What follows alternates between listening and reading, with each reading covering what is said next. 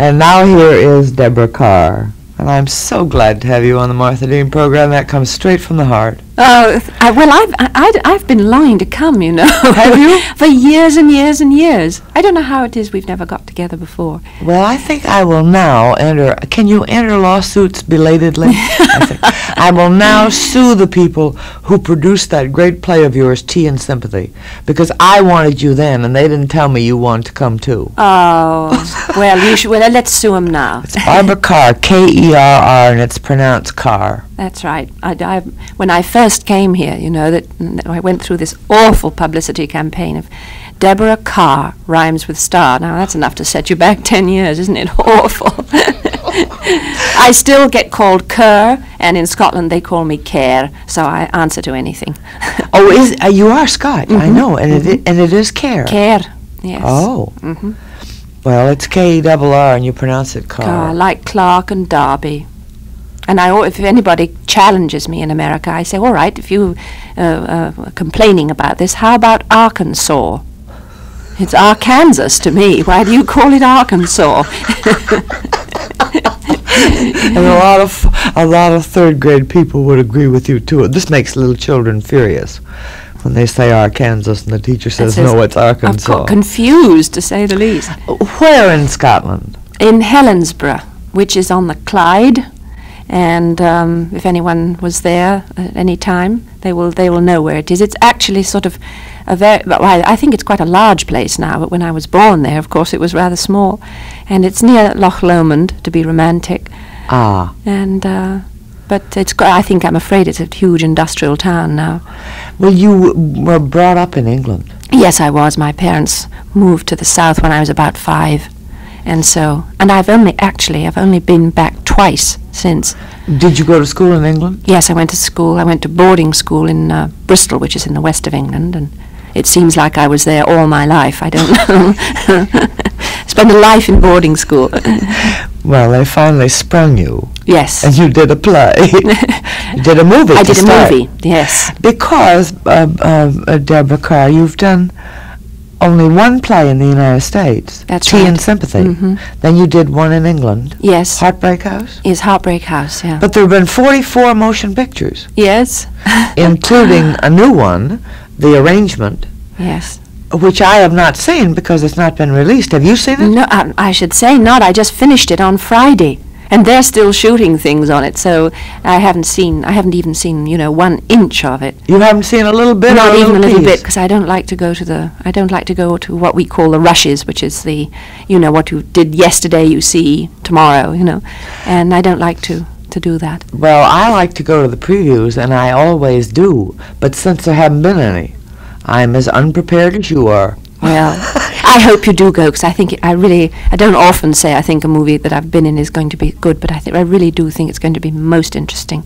Have you liked many of the 44, you personally? Yes, I've loved, really, almost all of them. But then, perhaps I'm just that way. I have to love what I'm doing, otherwise I can't do it, But I think I've only made a couple of movies that I really felt were didn't have any quality at all, and so that's not bad out of 44, I think.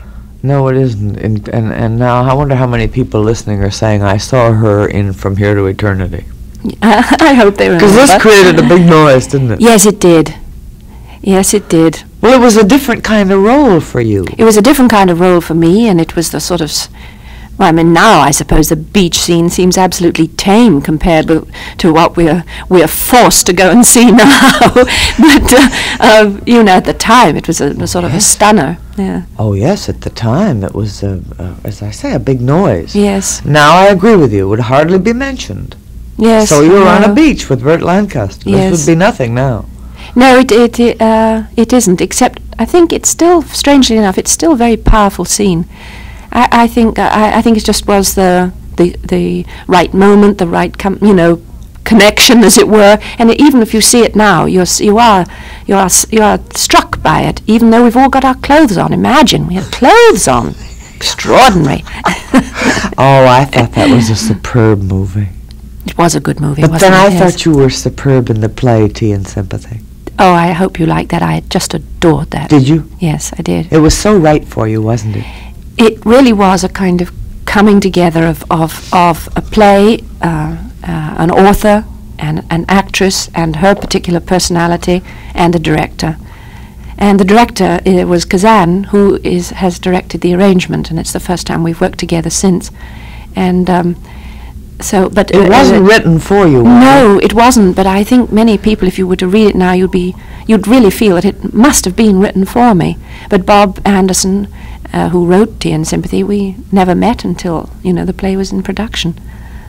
But it was a coming together of a part and an actress. It just, my philosophy on life, my feelings about life, everything, I think that's why it was so good. For people who didn't see it, what do you mean specifically, my philosophy of life? Well, because we have a lot of people listening who haven't seen it. Yes, who haven't seen it, I'm sure. No, I think, oh dear, if one talks about one's self, it sounds so egotistical to say a great compassion for the underdog, which I know that I have. I'm a tremendous champion of people who I feel are being wrongly persecuted. And that play is what it was about. At the time they said, oh, isn't that a play about the boy who's a homosexual? It wasn't that at all. It was man's inhumanity to man's bigotry, man's prejudice. Just because you don't do something the way I do it, you are wrong, and I will persecute you for it, And I feel very strongly about that, and well, that's in a rather large nutshell what I mean.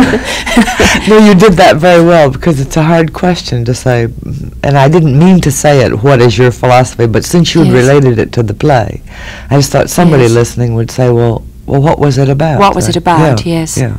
Well, it is. It's about the persecution of people who don't conform. Do you worry about people now, today, in 1969, who are being persecuted for not conforming? I certainly do. I think probably even more. And,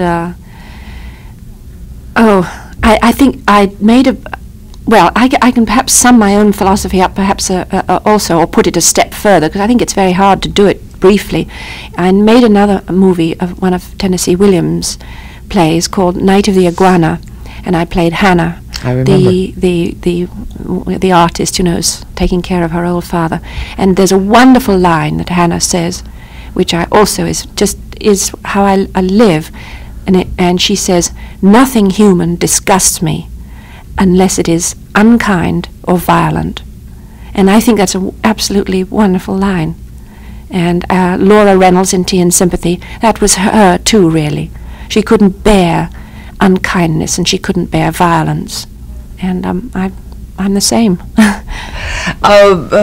Deborah Kerr, do some of the films that are being done that are so violent bother you? Yes, I absolutely am appalled at gratuitous violence. We know that there are times when a certain kind of violence has a message and means something, and either puts over a point, or it makes people feel or suffer or learn or something. But the movies that are made, and it just is completely gratuitous, the beatings up and beltings and shootings and stabbing, and for what? For no reason, for absolutely no reason. It doesn't teach you anything except how many ways to mug a man, and there's nothing, there's just no message in it at all. Message sounds pompous. I don't mean it that way. No, I know. But it isn't. No thought, really. No thought. It's not illustrating something that you feel should be illustrated and people should see or be made to feel.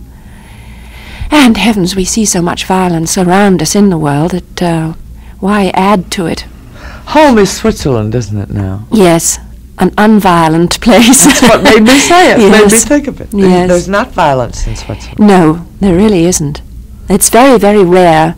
Of course, it is a small country and a very protected country. They've had to, because they are surrounded by everybody militarily. I mean, you could walk over it in an hour, But as a people, they're extremely law-abiding, and you very, very rarely hear of any kind of violence, like strangling young girls or murders, and very, very, very few. Very few. There was a slight amount of student trouble. Yes, oh yes. But very... slight, but they've had, they've had, and thank goodness, quite rightly, really.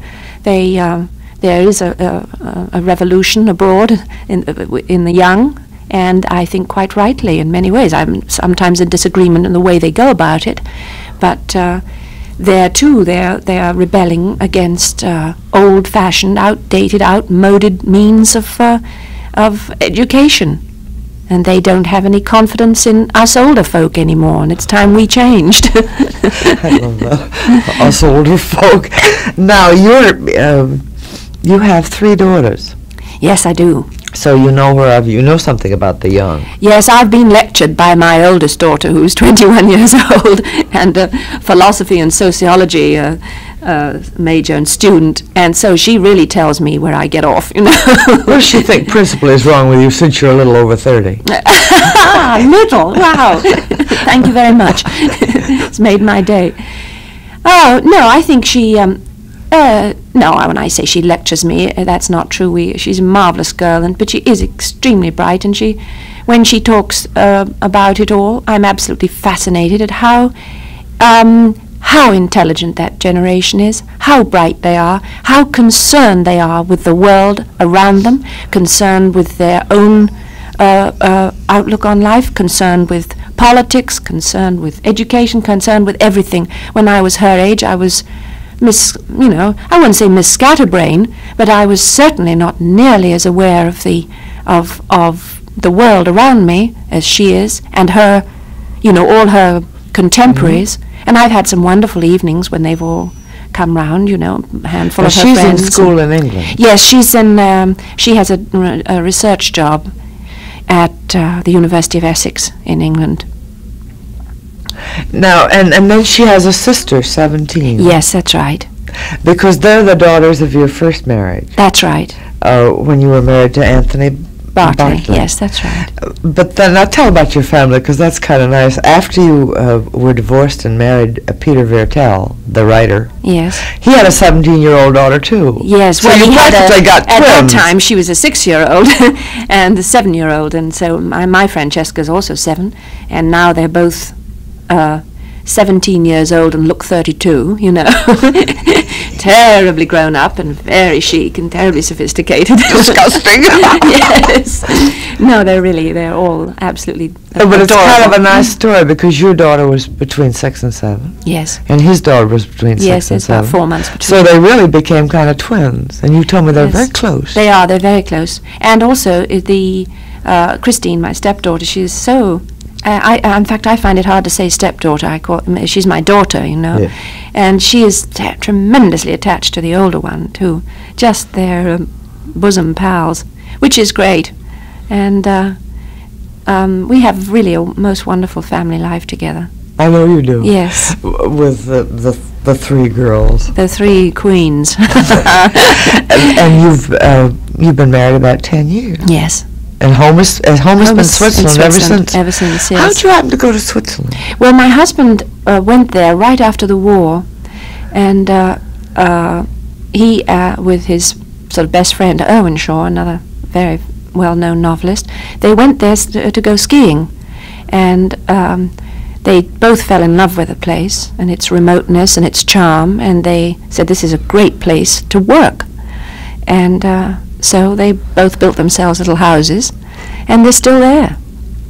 Sort of major, citizens now, practically mayors of the village. Do you spend much time each year in Switzerland? Yes, we do. We spend really, we're always there for 6 months, all the winter months. And then we do go off to the sea with the young for a couple of months, and then we come back in August because everywhere's so crowded, and then maybe we might go off. September is so beautiful in Switzerland. The fall is so glorious. And then sometimes we do go to Spain or something in November when it's not so nice at home. But I mean, if we're not working, if I'm not working, we're there all the time, except for the summer months when we go to the sea. Now, when you were working in places like what? Hollywood? London, you just made the arrangement. Yes. Where'd you make the arrangement? Yes, all in Hollywood? Yes, we had some location in New York here, but only a week. and then the rest was made in Hollywood. And you made films in Spain and in England? I haven't. I've never made a film in Spain, Haven't you? unfortunately. We go there a lot and have a lot of Spanish friends. I've never made a movie there. But mostly I've done mostly in England. And in France I've made some movies. So... Does your husband, Peter Vertel, go with you when you're making films? Yes, he does, yes. Because he can take his work with him, which is so I'm so lucky. For instance, Yeah. we went to Mexico on Night of the Iguana, and we were 3 months in Puerto Vallarta, which was really marvelous, and I enjoyed it. And so we've traveled around a lot through the medium of the movies, which has been great.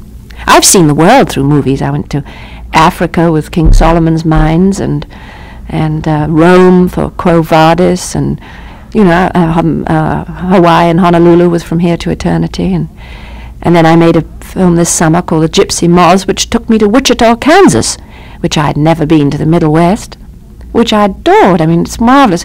We travel between New York and Los Angeles, and you seldom see anything else. And the only other time I did see America was when I toured with the play of Tea and Sympathy, and then I saw a great deal of America.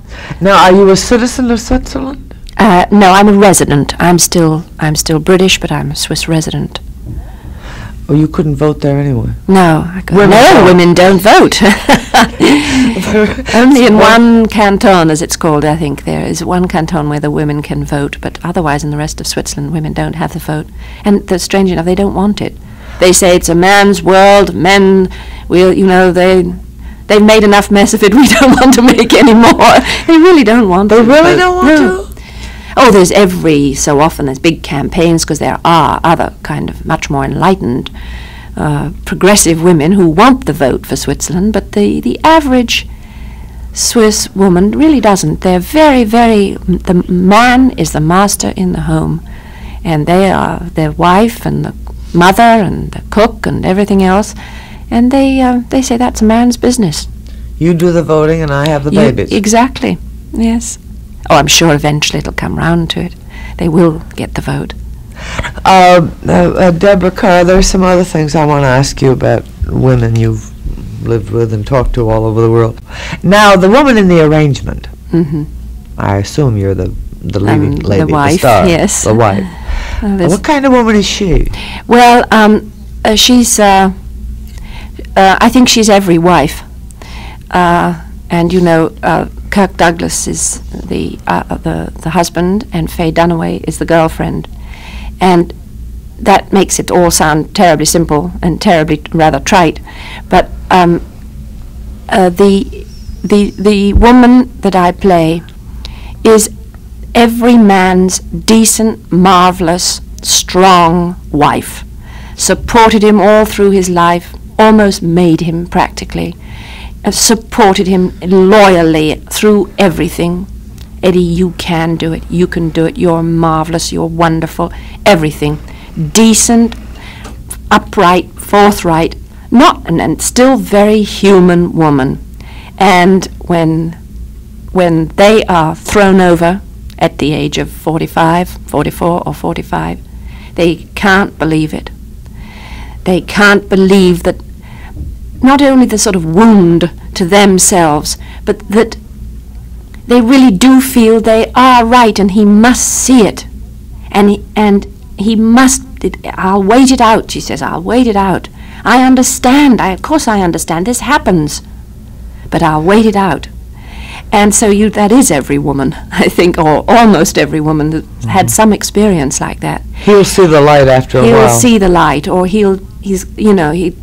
everything, our whole life is built around you, Eddie, she says. And I'm sure 1,000 million women have said it. That's why it's a wonderful part to play. But all the parts are marvelous, because it's the same. Every husband will identify with the part, with Eddie, with the part that Kirk Douglas plays, that he knows she's the best woman. He knows she's decent. He admires her, but he's in love with other girl, and there's nothing that's going to change it.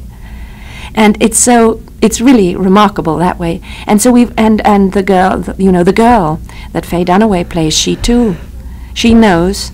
She throws him over Because she says, I know you. You'll give me all this business about marriage and all. You're not going to. I know you.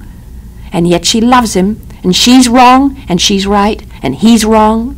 And he's right. And the wife, she's wrong. And yet she's right. We're all black and white. And it's, there is no, nobody's all one thing or all the other. We're all a kind of a mixture of being decent and being really awful. Sure.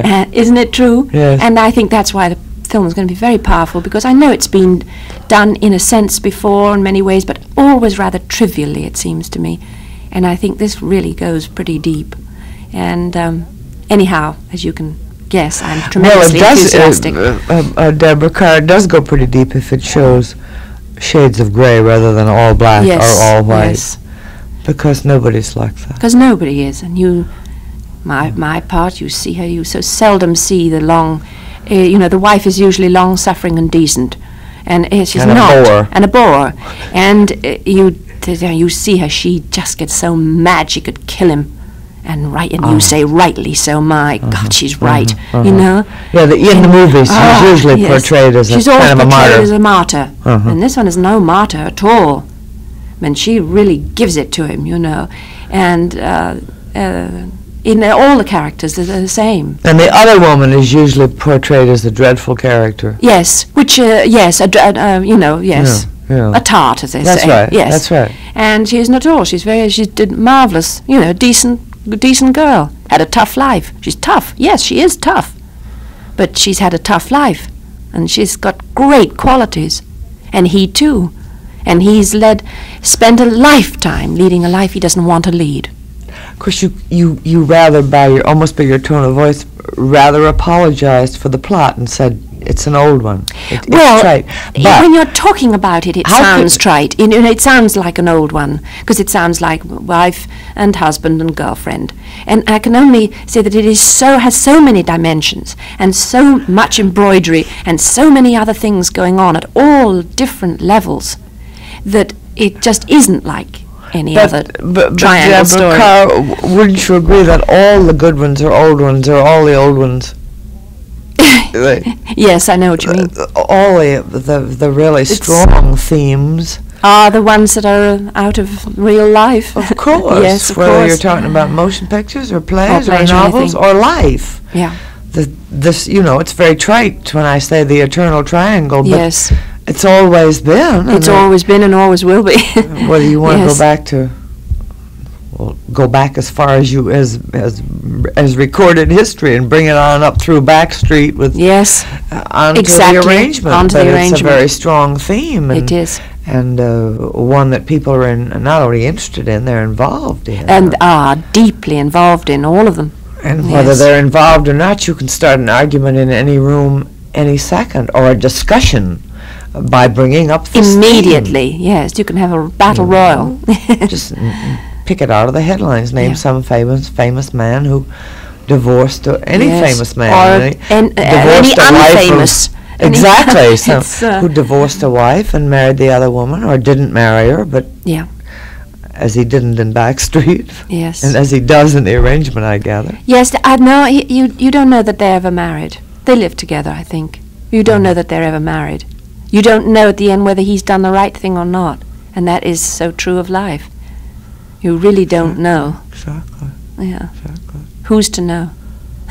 You do what you feel at the time. Tell me about Peter Vertel's novels. He did White Hunter and Black Heart. That's right, yes. And there's a new one. Well, it's about 4 years old now. Oh, is it? Yes, Love Lies Bleeding. That was about bullfighting. It was really based on the life of Luis Miguel Dominguín, who was, I suppose, one of the greatest bullfighters, Are you an authority on bullfighting? Well, I'm, what do you call somebody who's only been around the world for 10 years of bullfighting and thinks they are an authority on it? A minor league authority. A minor league, that's the phrase I wanted, yes. I'm a minor league authority on skiing, surfing, bullfighting, you name it. Do you ski much in Switzerland? My husband does. But I don't ski very much. I did a bit about 10 years ago when the children were younger and started them off on it. Now they're all so good, it's, And I don't want to break my leg anymore. My poor husband's just broken his Achilles tendon playing tennis, if you please. And having spent a lifetime hurtling himself down a mountain, it's incredible, without a scratch.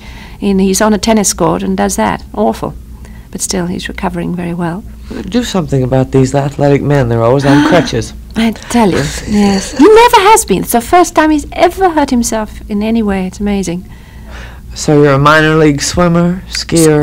Surfboard. That's what we have to do in the summer. Yeah. Are you good at very that? great authority at that. If the wave is about 1 inch high, I'm sensational.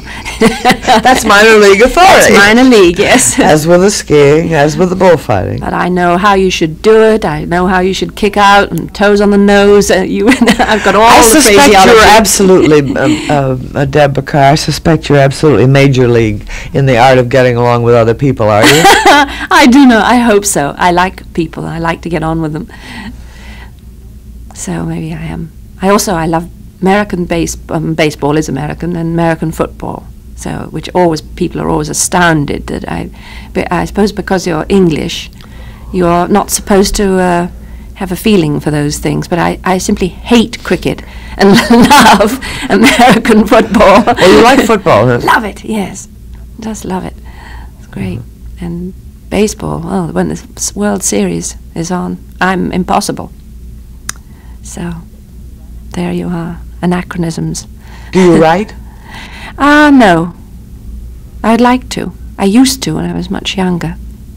But I don't know. You couldn't you? I wonder if I could. I've often thought about it, and then I see how hard it is when I watch my husband. But you don't mind hard work, do you? No, I don't. I think I really have worked awfully hard all my life, but I think it's a different kind of hard work. You sit there faced by that typewriter and that empty piece of paper, and you know that. I know. Oh, my goodness, it's hard. And you do have to reach right down inside yourself, don't you, to really What's the hardest work you do now? Cope with Christmas season, I think, in cloisters. Because my work, acting, to me is a real absolute joy. I rush to the studio and hide like a rabbit in a warren. And our Christmas and New Year holiday with all the girls and all their friends and all the parties and all the visiting firemen, I am absolutely exhausted by the end of January. I think that's a wonderful answer to what's the hardest work you do. Get through Christmas. Get through Christmas. The holiday. It's true. The work is not the acting. The work in motion pictures is not work. For me, no. It's hard, and the hours are terribly long. Yes, but for me, it isn't. It isn't hard work. I get jolly tired. Yes, physically tired, but But you have fun with that. I have so much fun. I'm so involved, and I don't find it hard at all. Do you go into each picture that way? This is going to be fun. This enthusiasm. Yes, I would have to. Otherwise, I don't think I could do it. I have great enthusiasm for what I'm doing at the time. When did you make your first film? Ooh, crumbs. Let me see. My very, very first sort of appearance on a piece of celluloid was in 1939, and that was it was just before war broke out, and I had literally a walk-on in a movie nobody, I don't think, has ever seen since, with Conrad Veidt and Valerie Hobson. It was called Contraband, and I was the hat check girl, and it was full of spies, and I had to put the white carnation in his buttonhole, and that was a signal.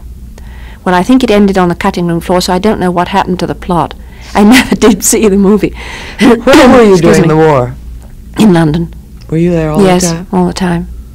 I worked nearly all through the war. When movies kept going on, people kept, yes. Everybody worked. Everybody kept going. And, oh goodness, that seems like another world, all of that. Oh, I know. Yes. You hadn't thought about that in a while. No, I hadn't. Not in a long while, and you really think of it. And now we're back up to The Arrangement, which is your new film. Yes. And it'll be released. I don't really know when it'll be released. I bet they don't either. No, they don't either, but certainly by the end of the year. I think he's going to take a long time cutting it.